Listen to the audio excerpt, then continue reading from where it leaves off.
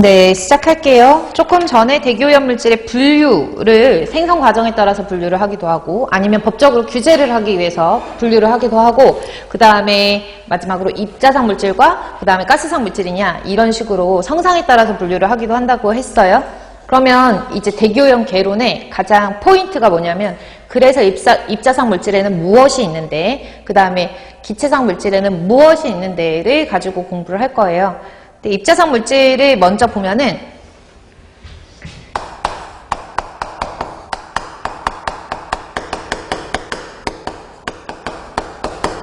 조금 전에 말씀드렸다시피 입자상 물질은 고체로 존재하느냐, 액체로 존재하느냐, 아니면 고체, 액체가 섞여 있느냐 이런 것들을 입자상 물질이라고 하고 일명 에어로졸이라고도 한다 그랬어요. 대기 중에 떠 있는 고체, 액체 이런 상태를 에어로졸 상태라고 표현을 하거든요. 그래서 고체, 액체 빨리 써야 되겠다. 이런 것들이 포함되어 있을 수도 있고 그 다음에 에어로졸이라고도 하고 큰 범주의 분진 이렇게 표현을 하기도 하거든요. 그래서 뭐 그거는 상황에 따라서 좀 다르게 표현을 하기는 하지만 어쨌든 간 입자상 물질들은 이런 것들을 말한다. 고체 액체이다 라고 하는 것들을 알아두시고 입자상 물질을 이제 법적으로 정의를 할 때에는 물질을 파쇄, 부수거나 아니면 선별하거나 뭐 아니면 여기에 있던 물질 같은 것들이 이렇게 퇴적, 쌌거나 아니면 여기에 있던 물질들을 다른 데로 옮기거나 뭐 상상을 해보세요. 여기 모래덩어리가 있었는데 모래는 뭐 폐기물 같은 것들이 있었는데 여기 있는 거를 막 부셨어. 그럼 먼지 날 거 아니에요. 그쵸? 그런 것들도 있을 수 있고 아니면 산업공장에서 나오는 그런 그 액체 상태 그런 물질들이 액체 상태가 뚝뚝뚝뚝 떨어지는 게 아니라 얘네들이 뭐 증기 형태로 가다가 응축돼가지고 물방울이 생길 수도 있으니까 그런 것들은 대기 중에 부유를 하면 이런 것들이 입자상 물질이라고 얘기를 하는 거거든요. 그래서 입자상 물질의 종류들은 고체, 액체, 에어로졸 뭐 이런 식으로 큼직하게 봐두시면 돼요. 이 입자상 물질의 종류를 먼저 분류를 하기 전에 입자상 물질의 전반적인 특징을 먼저 좀 공부를 하고 갈게요. 입자상 물질들의 그 특징을 보면 이렇게 쓸까? 사실 외워야 될 것들도 있고 그렇긴 한데 입자상 물질은 보시면 아시겠지만 고체, 액체 뭐 이런 것들이 섞여져 있어서 대기 중에 떠 있는 것들이 입자상 물질이라고 하기 때문에 범위가 어떻겠어요?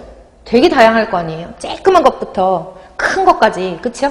이 되게 다양해요. 그래서 보통 입자상 물질을 어떤 책에서는 뭐 0.001 마이크로미터에서 100 마이크로미터까지를 우리가 입자상 물질이라고 한다 이렇게 하기도 하고요. 아니면 큰 사이즈도 있으니까 한 0.001에서 5 마이크로미터, 아니 500 마이크로미터 정도까지를 우리가 입자상 물질이라고도 한다라고도 해요. 그러니까 이게 범주가 딱히 정해져 있는 것보다는 그냥 여러분들이 그냥 대략적으로 알아두시면 될 것 같아요. 0.001에서 500 마이크로미터까지 상당히 어때요? 다양하죠? 얘는 그냥 크기에 따라서 이렇게 여기부터 여기 이 크기부터 이 크기까지는 고체나 액체로 존재할 수 있을 거야. 그래서 걔네를 입자상 물질이라고 라고 하는 거라고 생각하시면 되고 우리가 대기를 공부할 때 입자상 물질이라고 하는 거는 입자 형태, 즉 고체나 액체 형태 아니면 고체 액체가 섞여져 있는 형태로 대기오염을 유발하는 애들을 입자상 물질이라고 하잖아요.